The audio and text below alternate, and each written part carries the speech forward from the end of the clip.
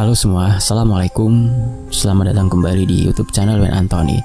Sebelum saya membacakan cerita ini, mari kita berdoa untuk saudara-saudara kita yang ada di Sumatera, baik di Aceh, Sumatera Utara, ataupun Sumatera Barat. Semoga di sana segera terkendali dan segera mendapat pertolongan. Amin, amin, ya Rabbal Alamin. Dan mari kita masuk ke ceritanya.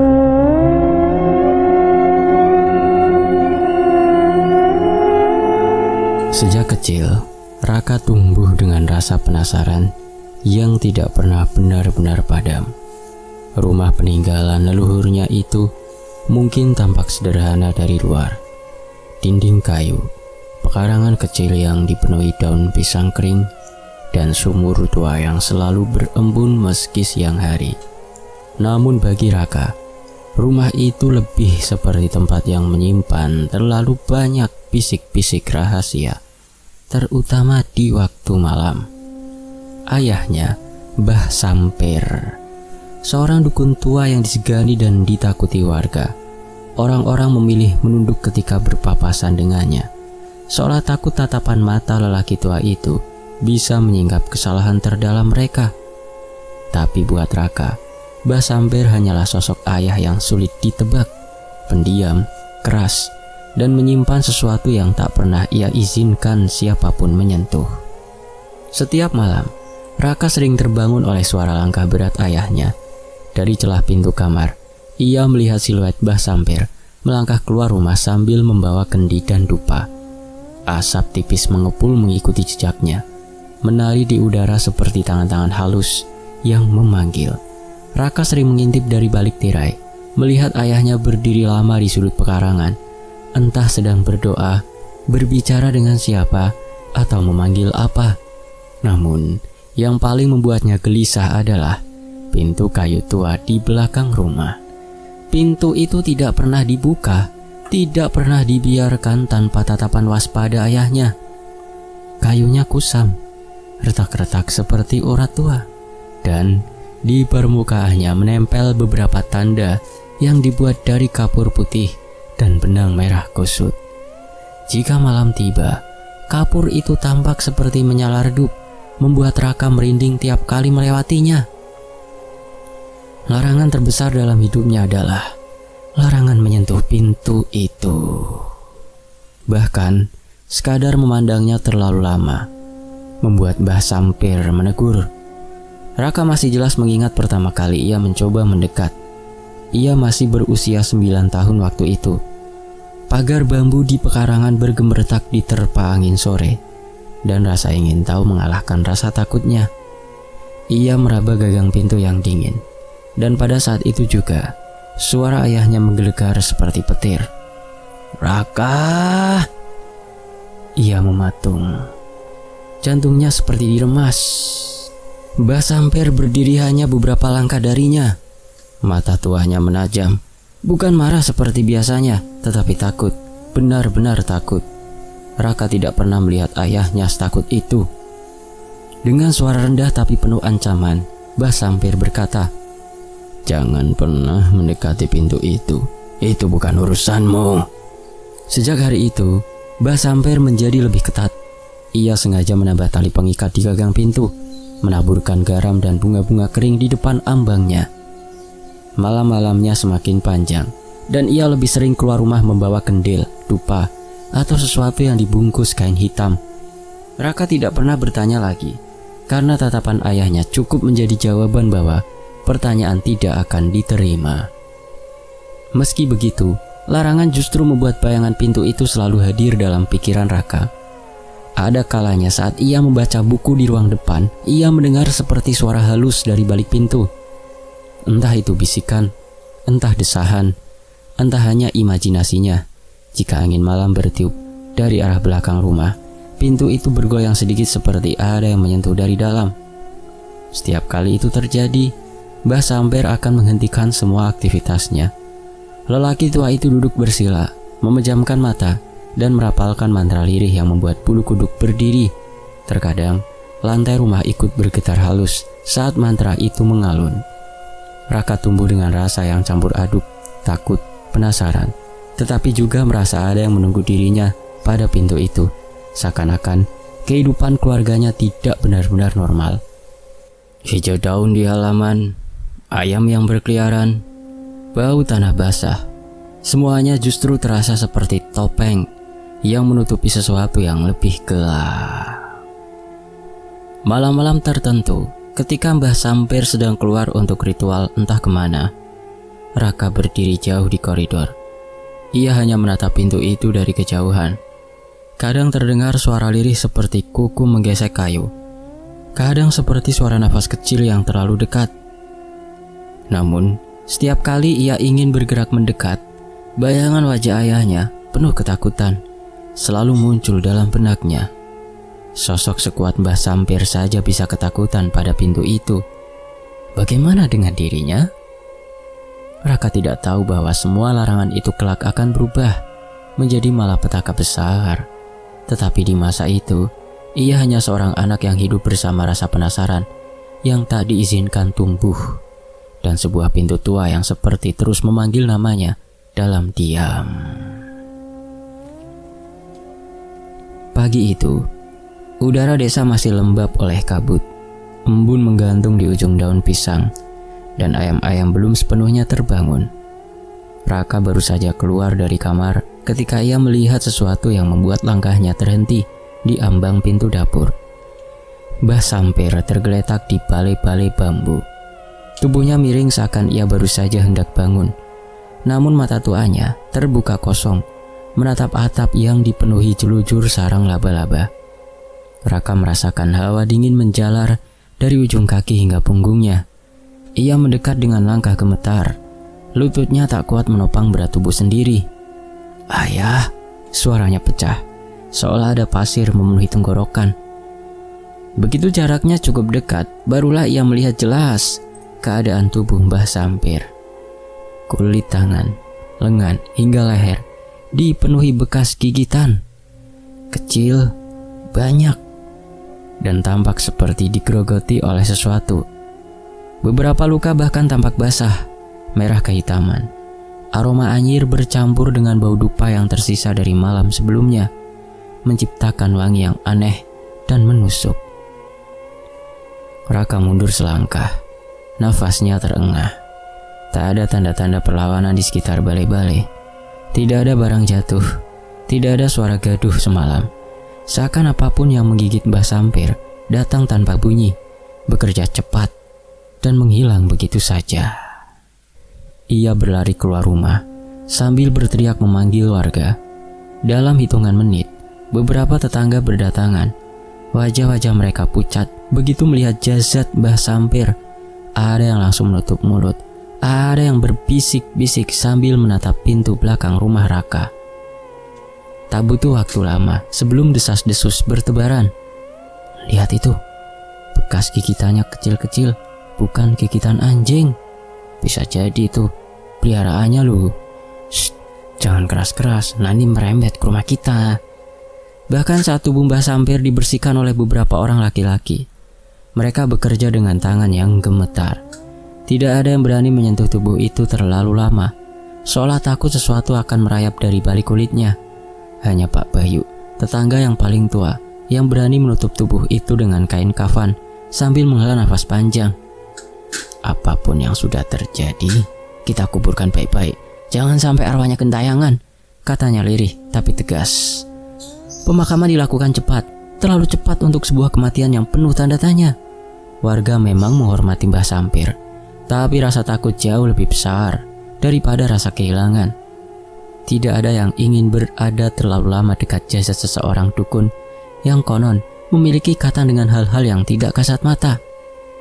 Raka berdiri paling depan saat jenazah diturunkan ke liang lahat. Sorot matanya kosong, tapi di dadanya ada sesuatu yang meremas-remas antara duka dan kebingungan yang tak bisa ia urai. Mbah Sampir satu-satunya keluarga yang tersisa. Meski hubungan mereka penuh jarak, Raka tidak pernah membayangkan kehilangan itu akan datang secepat ini. Saat tanah terakhir menutup kain kafan, angin berembus pelan melewati pemakaman. Raka mendengar suara lirih bergesek dari kejauhan, entah dari dedaunan, entah dari bayangan pikirannya sendiri. Suara itu terasa dingin, seperti seseorang sedang menarik kuku di atas permukaan kayu. Beberapa warga memperhatikan Raka dari jauh, berdesis pelan. Semoga anak itu tak mewarisi apapun dari bapaknya. Kalau memang peliharaan itu yang membunuh Mbah Sampir, kita harus hati-hati. Jangan dekat-dekat rumah belakang itu. Raka mendengar semuanya, namun ia terlalu lelah untuk menanggapi.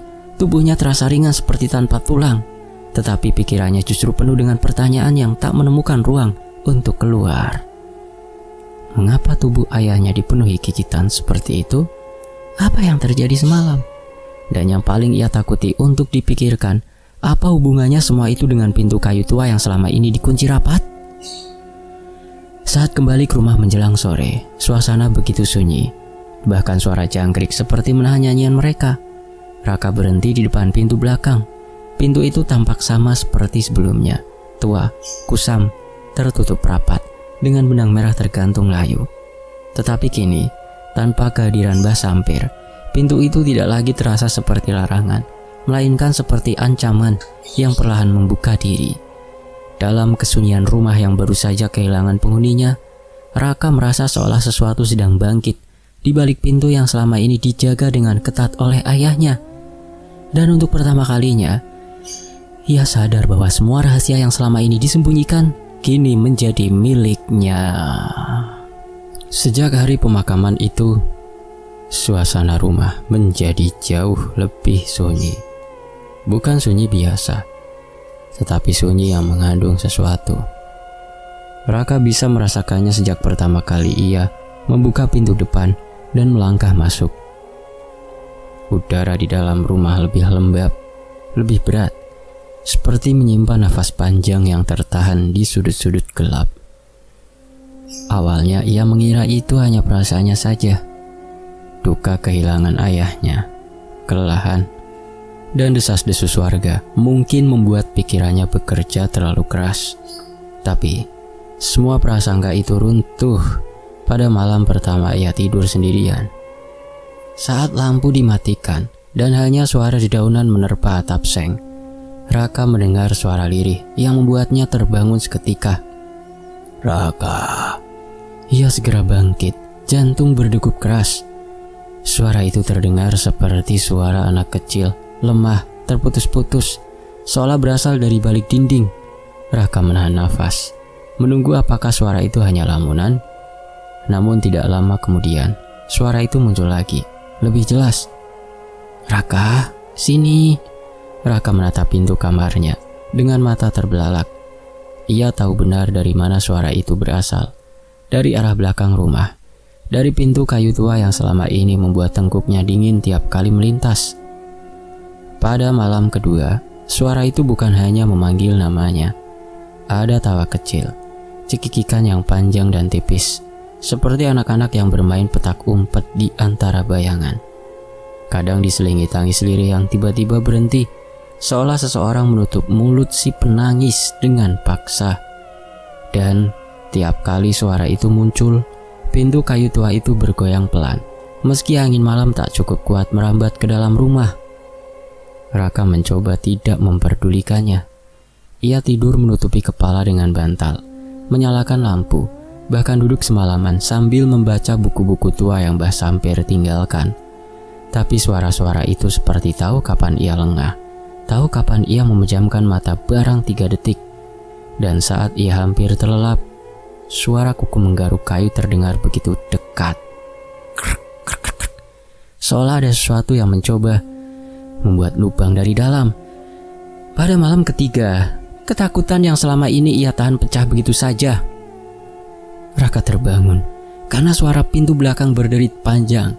Kali ini bukan bergoyang, tetapi bergerak membuka sedikit.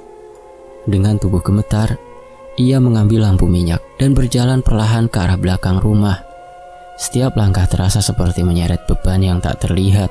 Semakin dekat ia melangkah, aroma anjir makin kuat, menusuk hidung seperti darah yang mengering di atas tanah basah. Sesampainya di depan pintu terlarang itu, Raka melihat benang merah yang dulu mengikat gagang pintu terlepas begitu saja. Kapur putih yang biasanya menempel pudar, seolah dihapus oleh jari-jari kecil yang tak sabar. Pintu itu terbuka perlahan, sangat pelan, seperti sengaja memperlihatkan sedikit demi sedikit isi di dalamnya. Cahaya lampu minyak yang dibawa Raka bergetar, membuat bayangan meliuk-liuk di dinding ruangan. Di dalam, sesajen kering berserakan, kendi pecah, dupa gosong, dan botol-botol ritual yang diletakkan sembarangan. Tapi yang paling membuat darah Raka seakan berhenti mengalir adalah benda besar di tengah ruangan itu. Sebuah keranda kayu tua, cat hitamnya mengelupas, tampak seolah sudah menunggu seseorang keluar atau masuk. Aroma darah tercampur tanah basah langsung menyergap. Raka menahan muntah saat melihat lantai tanah ruangan seperti sering digali dan ditimbun kembali. Ada bekas-bekas cakar kecil yang memanjang hingga ke sudut-sudut ruangan. Ia mengangkat lampu sedikit lebih tinggi, dan saat itulah ia merasakan sesuatu. Rasa diawasi, bukan oleh satu pasang mata, tetapi banyak. Dari satu sudut ruangan yang benar-benar gelap, lebih gelap daripada tempat yang tak terkena cahaya lampu. Raka merasa ada sesuatu yang menatapnya tanpa berkedip. Udara di sudut itu berdenyut tipis, seperti seseorang menarik nafas panjang, menahan, lalu melepaskannya perlahan ke arah Raka. Jari-jari Raka bergetar, lampu minyak berkelip, lalu suara itu muncul lagi, lebih dekat, lebih jelas. "Bapak!" Raka terpaku, tenggorokannya terkunci. Ia tahu itu bukan suara manusia, bukan suara anak-anak desa.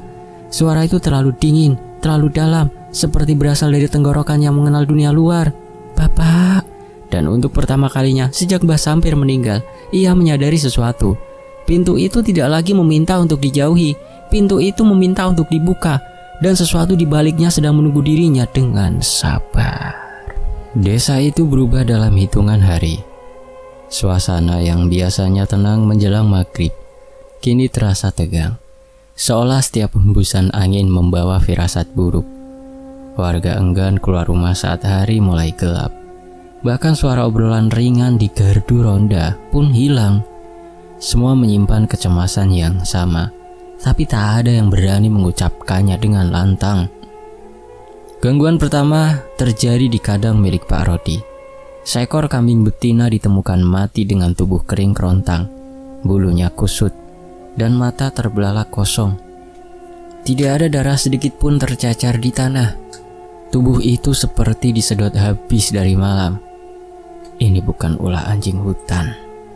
"Bukan," gumam Pak Rodi dengan wajah memucat. Besoknya, ternak Pak Cumakir mengalami hal serupa. Lalu ayam-ayam milik Butarsih, hingga akhirnya warga sadar bahwa teror itu bukan kebetulan. Ada yang berkeliaran di desa, dan apapun itu, ia tidak membutuhkan waktu lama untuk membuat desa seolah dicekam bayangan panjang tak terlihat. Sementara itu, anak-anak sering terbangun tengah malam sambil menangis histeris. Orang tua mereka bercerita bahwa anak-anak itu melihat sesuatu di sudut kamar. Sosok kecil berkulit hitam legam merangkak cepat seperti laba-laba, lalu menghilang sebelum sempat disentuh cahaya lampu. "Lariannya aneh, kayak lompat-lompat," keluh salah satu ibu sambil menahan tangis. Para petani pun tak luput dari gangguan. Di pematang sawah, mereka melihat bayangan tubuh mungil berlarian cepat, disertai cekikan tipis yang terdengar dari kejauhan. Bayangan itu melintas di sela batang padi, kadang muncul di atas pematang, membuat bulu kuduk berdiri meski matahari masih tinggi. Nama Mbah Sampir segera kembali disebut-sebut, menyelinap dari satu rumah ke rumah lain. Namun kali ini bukan dengan rasa hormat, melainkan ketakutan. Jangan-jangan peliharaan Mbah Sarmin sudah nggak ada yang memelihara, jadinya lepas. Dulu Mbah Sampir bisa menenangkan mereka, sekarang siapa? Lah yo anaknya atau si Raka, ngapain di rumah belakang itu tiap malam? Gosip mulai menjadi desas-desus yang lebih gelap saat salah seorang warga, Karman, yang terkenal suka ingin tahu, membuntuti Raka tanpa sepengetahuan siapapun. Ia mengintai dari jauh, menunggu hingga Raka pulang menjelang sore. Raka berjalan dengan langkah berat, tak lagi menoleh kiri kanan. Kedua pundaknya seperti menahan dunia yang ingin roboh. Karman bersembunyi di balik pohon bambu, mengintip ke arah rumah itu. Ketika malam turun dan Raka masuk ke dalam, Karman melihat pintu terlarang di belakang rumah terbuka sedikit. Padahal tak ada angin yang cukup kuat untuk menggoyang daun pintu tua seperti itu. Cahaya remang dari dalam ruangan terlihat mengintip, seperti mata yang mengawasi. Pemandangan itu cukup untuk membuat Karman kabur terbirit-birit sampai sandal jepitnya putus. Keesokan paginya, kabar itu beredar lebih cepat daripada angin. Ingonannya Mbah Samper keluar karena Raka gak bisa menahan mereka, gak bisa miaranya. Pantas ternak di sini pada mati. Itu kerjaan makhluk sosok peliharaannya Mbah Samper. Ya dulu bapaknya yang ngasih makan, ngasih sesaji. Nah sekarang siapa? Anak itu pasti gak sanggup dan salah langkah. Dan sejak saat itu jarak antara Raka dan warga semakin lebar. Tatapan orang-orang berubah dingin. Ada yang menutup pintu ketika ia lewat, ada yang berpindah sisi jalan. Bahkan anak kecil pun ditarik menjauh ketika Raka berjalan di dekat mereka. Padahal Raka tidak melakukan apapun. Ia hanya sedang berduka, kehilangan satu-satunya keluarga. Namun dunia seakan tidak peduli. Bagi warga, Raka adalah pewaris warisan paling menakutkan di desa itu. Dan warisan itu kini mulai mengamuk meski ditinggalkan manusia. Raka tidak pernah benar-benar sendirian. Makhluk-makhluk hitam itu mulai tampak di sekeliling rumah pada malam hari. Bayangan kecil merayap di dinding, cekikikan yang terdengar dari bawah kolong rumah. Dan sesekali, sosok hitam itu muncul di belakang Raka ketika ia menimba air. Mereka tidak menyerang, tidak juga bersembunyi darinya. Mereka menunggu, mengikuti gerak-geriknya dari kejauhan, seperti anak-anak yang mengikuti ayah baru mereka. Waktu itu malam, Raka membuka peti kayu kusam peninggalan Mbah Samper. Sejak kematian bapaknya itu, rumah berdinding gedek itu seperti mengembuskan bau masa lalu yang basah. Seolah setiap anyaman bambunya menyimpan rahasia yang menunggu untuk dilepaskan. Lampu sentir di sudut ruangan berkelip-kelip. Cahayanya menari seperti tengah gugup, menghadapi apa yang akan muncul. Raka menarik nafas panjang sebelum membuka gulungan kertas coklat yang ia temukan sore tadi.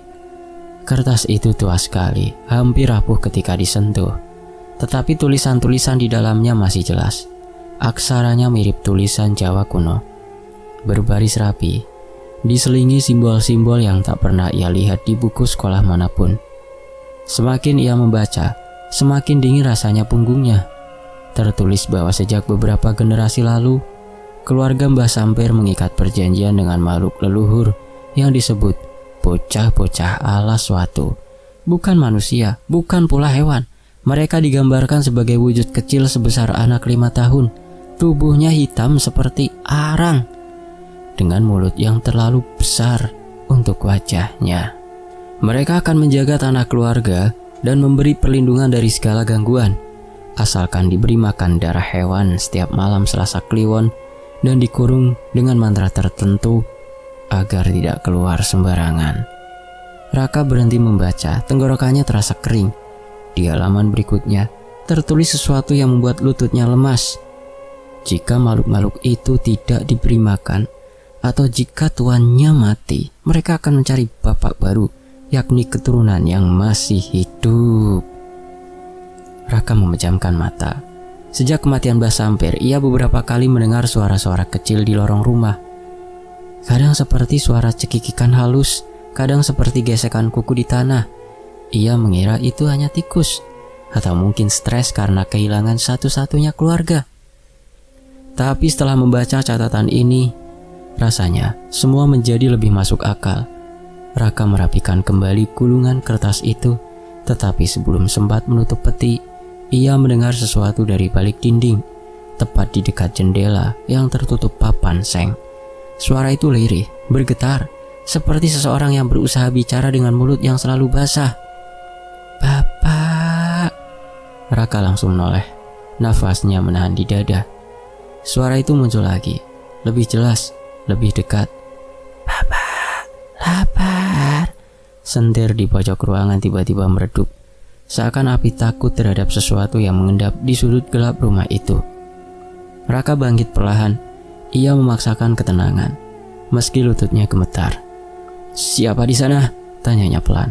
Suaranya pecah seperti orang yang belum siap mendengar jawaban. Tak ada jawaban verbal, yang ada hanya gerusan lembut seperti kuku yang menyeret lantai tanah. Lalu bayangan kecil berlari cepat melewati celah pintu. Raka hanya melihat sekilas, seperti tubuh anak kecil, tapi terlalu kurus, terlalu hitam, terlalu salah. Ia mundur beberapa langkah, dadanya naik turun. "Tidak, aku hanya berhalusinasi," gumamnya mencoba menenangkan diri. Tapi suara itu tak memberi kesempatan baginya untuk menyangkal. "Kami lapar." Kali ini datang dari belakangnya. Tepat di dekat telinganya, nafasnya berhenti, tengkuknya dingin seperti dipegang tangan mayat.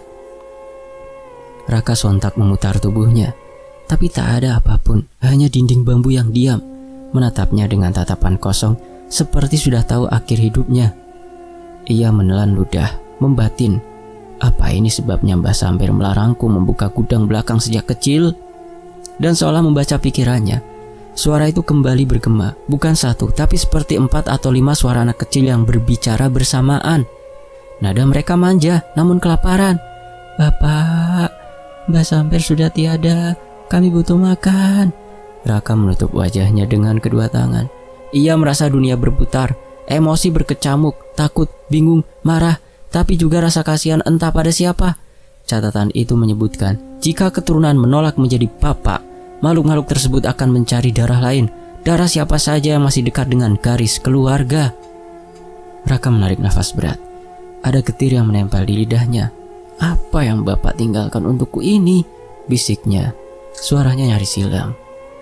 Suara-suara di sudut ruangan tertawa kecil, seolah bermain-main dengan ketakutannya.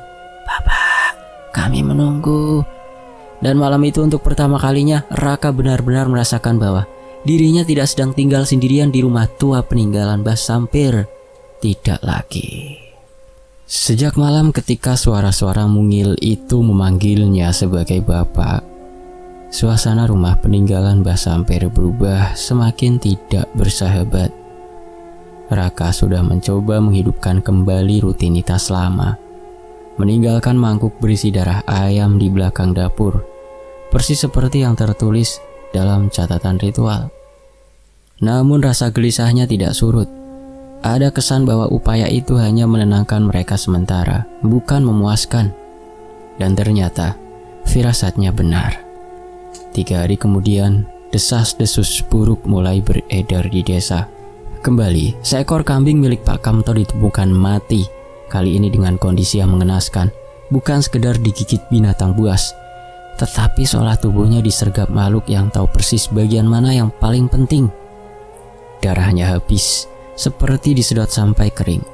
Warga hanya bisa mengaitkannya dengan penyakit alas atau ulah anjing liar, tetapi Raka tahu itu bukan sekedar gigitan hewan. Ia melihat jejaknya sendiri, jejak kecil 4 atau 5 pasang, seperti kaki anak-anak yang berlari-lari sambil menyeret kuku. Jejak itu menuju arah rumahnya, lalu menghilang seperti menguap di udara. Raka menahan nafas saat mengingat detail itu. Sejak Mbah Sampir meninggal, garis batas yang seharusnya menjaga makhluk-makhluk itu tetap berada di domain leluhur mulai melemah, dan kini mereka mulai mencari makanan sendiri. Petang berikutnya, ketika matahari baru saja terbenam, Raka mendengar ketukan tergesa-gesa di pintu. Ketukan yang memecahkan keheningan seperti cambuk. Raka, cepat buka!" Suara Pak Mardi, tetangganya, terburu-buru dan penuh panik. Raka membuka pintu. Di sana berdiri Pak Mardi dengan wajah pucat pasi. Nafasnya ngos-ngosan seperti baru saja lari jauh. "Raka, orang-orang desa ramai di dekat kandang sapi. Ada yang diserang lagi, tapi bukan hewan, ini manusia," katanya terbata-bata. Raka merasakan geliat dingin menjalar dari tengkuk sampai ke tulang belakang. "Siapa?" "Mas Warsito. Dia nemu sapinya tergeletak aneh, terus waktu dia mau ngecek, ada sesuatu yang loncat ke arahnya." Raka mengepalkan tangan. "Seberapa parah lukanya, Pak?" Pak Mardi menelan ludah. "Pundaknya robek, kayak digigit. tapi bukan gigitan anjing. Bentuknya aneh, kayak rahang kecil, tapi banyak. Raka menutup mata sejenak. Rahang kecil tapi banyak. Itu cocok dengan deskripsi dalam catatan ritual Mbah Sampir. Para bocah itu punya gigi-gigi kecil yang rapat dan tajam. Bisa menembus kulit manusia seperti menembus kulit pisang. Dan yang paling membuatnya lega sekaligus takut, Mas Warsito masih hidup. Itu berarti makhluk-makhluk itu belum benar-benar berani membunuh manusia, tapi mereka sedang mencoba. Pak, jangan bilang siapa-siapa, nanti orang-orang tambah takut, ujar Raka setengah memohon, setengah memaksa. Pak Mardi mengangguk pelan. Warga cuma mikir itu ulah anjing, tapi aku lihat sendiri jejaknya. Jejak kecil-kecil kayak kaki bocah, tapi jam segitu mana ada bocah keluyuran. Aku merinding. Kamu kan tinggal paling dekat sama hutan. Kamu gak lihat apa-apa toh? Raka menelan ludah keras-keras. Enggak pak. Tapi kalau saya tahu sesuatu, pasti saya bilang kok. Itu bohong. Bohong besar. Tapi ia tak punya pilihan. Setelah Pak Mardi pulang, Raka duduk di lantai tanah rumahnya, memeluk kepala. Semua makin kacau. Makhluk-makhluk itu dulu hanya menagih darah ayam atau kambing. Tapi sejak Mbah Sampir tiada, mereka mulai agresif. Mereka tidak lagi puas dengan binatang kecil. Mereka lapar. Dan lapar itu tumbuh seperti anak-anak yang sedang berebut perhatian. Bapak, suara itu muncul dari kolong dipan. Lembut, manja, tapi kelaparan. Raka menatap ke arah gelap itu tanpa berani mendekat. Kami ingin makan. Aku sudah kasih darah ayam, balas Raka lirih, nyaris putus asa. Cuma sedikit, kami butuh tambah. Suara lain menyahut dari atap rumah, seperti merayap di antara anyaman bambu. Kami lapar, bukan ayam. Raka merasakan dadanya sesak. Apa kalian mau darah manusia? Ha? Hening panjang. Lalu terdengar tawa kecil, cekikikan halus seperti suara bocah bermain petak umpet. Bukan jawaban, tapi jelas bukan penolakan. Jika tak diberi makan, kami akan cari sendiri. Raka berdiri dengan tangan gemetar. Ia memahami satu hal, jika ia membiarkan mereka berkeliaran, korban berikutnya mungkin tidak seberuntung Mas Warsito. Desa ini bisa berubah jadi ladang pembantaian, dan semua akan mengarah padanya. Malam itu, Raka duduk di ruang tengah dengan lampu senti redup. Ia membaca ulang catatan ritual Mbah Sampir, mencoba mencari cara untuk mengikat, mengurung, atau sekedar mengalihkan lapar mereka. Namun semakin ia membaca, semakin jelas bahwa perjanjian itu tidak sekedar meminta darah. Makhluk-makhluk itu ingin pemimpin baru. Mereka ingin bapak yang bukan hanya memberi makan, tapi juga merawat, mengurung, menenangkan, bahkan memberi apapun yang mereka mau. Dan Raka sadar, dengan nafas berat dan mata yang terasa panas, apapun yang diwariskan Mbah Sampir padanya tidak lagi bisa ia tolak tanpa resiko mengorbankan orang lain. Mereka menginginkan lebih dari darah hewan. Mereka ingin kepatuhan. Mereka ingin kuasa atasnya. Dan malam itu, suara-suara kecil itu kembali memanggilnya. Lebih dekat, lebih jelas, lebih lapar dari sebelumnya. Bapak, kami menunggu. Angin lewat di sela dinding bambu rumah Raka, membawa hawa lembab yang anehnya terasa seperti nafas dari sesuatu yang tak kasat mata. Di luar, suara warga terdengar gaduh, bising oleh ketakutan yang sudah mencapai puncaknya. Ada yang menuduh, ada yang berdoa sambil terbata-bata. Ada pula yang bersiap mengungsi ke rumah kerabat di dusun seberang. Desa yang selama ini damai itu berubah jadi arena penuh kecemasan. Semua karena sesuatu yang Raka sendiri tak pernah meminta. Ia berdiri di tengah rumah, memandangi pintu kayu tua itu. Pintu yang selalu menjadi pusat larangan Mbah Sampir. Pintu yang kini menjadi akhir dari semua pilihan buruk. Makhluk-makhluk itu tak lagi menyerupai anak-anak. Setiap malam, tubuh mereka tampak lebih tinggi, kuku lebih panjang, mata lebih besar dan berkilat seperti barang yang baru ditiup angin.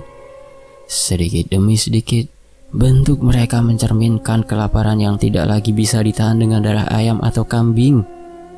2 hari terakhir mereka tak segan memaksa keluar, bersembunyi di kandang warga, mencium bau darah dari luka kecil dan menguntit siapapun yang sendirian.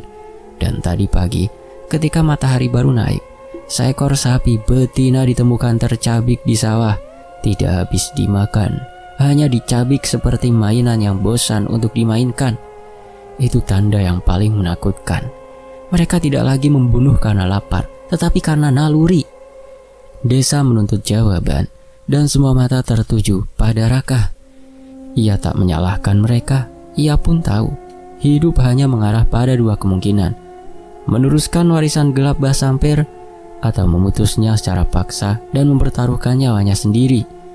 Di atas meja kayu reot, Raka menatap benda yang jadi penentu takdirnya.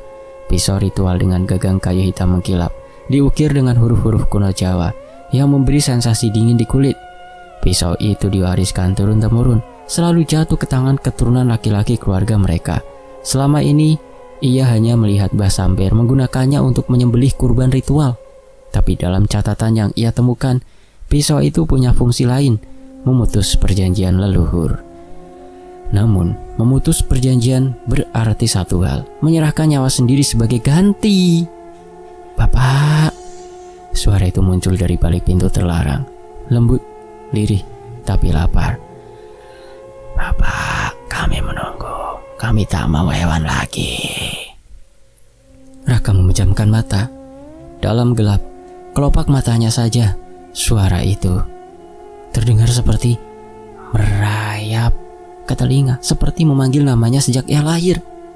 "Kalian ingin darah manusia?" bisik Raka lirih, getir. "Iya, hanya kamu yang bisa beri kami. Hanya kamu yang kami taati." Raka menggenggam pisau ritual itu. Jemarinya gemetar, bukan karena takut pada kematian, tetapi pada beban dosa yang mungkin akan meluber ke desa jika ia menuruti keinginan mereka. Ia menatap keluar jendela.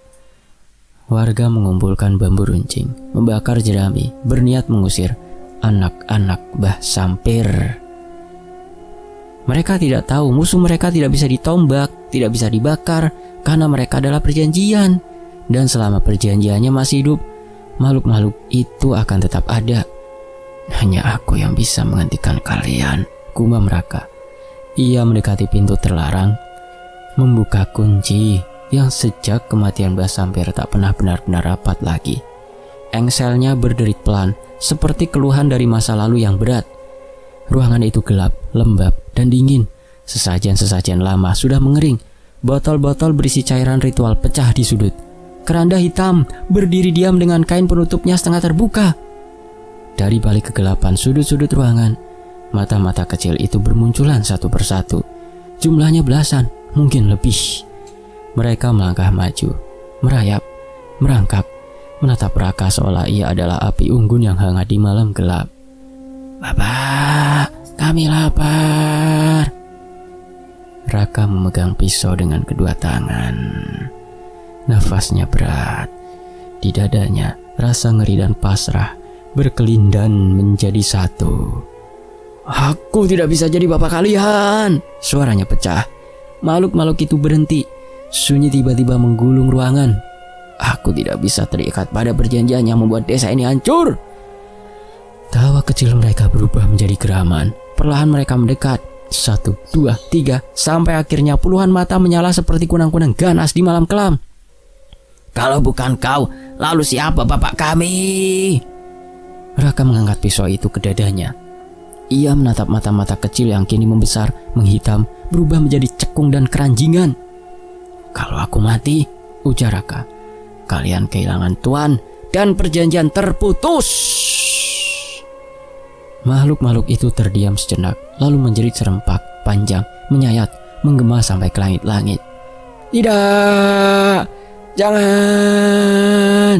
Terlambat. Raka menghunus pisau itu tepat ke jantungnya sendiri. Sakitnya merambat cepat, panas, lalu dingin. Darah memercik ke lantai tanah, mengalir ke arah kaki-kaki kecil yang mulai mundur ketakutan. Makhluk-makhluk itu menjerit. Tubuh mereka mengecil, merenggas, hancur seperti debu yang digilas angin. Perut-perut mereka mengempes. Mata mereka padam satu persatu. Ruangan itu bergetar sebelum akhirnya kembali sunyi. Tubuh Raka tergeletak di tengah ruangan. Wajahnya menatap pintu yang masih terbuka, seolah memberi jalan bagi ruh perjanjian itu untuk pergi selamanya. Di luar, angin tiba-tiba berhenti. Suara gaduh warga meredup. Semua kembali tenang. Warisan Mbah Sampir berakhir di sana. Pada malam ketika pewaris terakhirnya memilih menjadi santapan terakhir, bukan oleh makhluk-makhluk itu, tetapi oleh takdir yang sudah lama menunggu, pemutus perjanjian. Dan desa itu, untuk pertama kalinya setelah sekian lama, bisa tidur tanpa suara cekikikan dan kegelapan. Tamat. Semoga terhibur. Terima kasih untuk penulisnya, Arai Aisyah. Dan tentunya terima kasih teman-teman yang sudah menyimak. Sampai jumpa di kisah berikutnya. Wen Antoni pamit undur diri. Wassalamualaikum.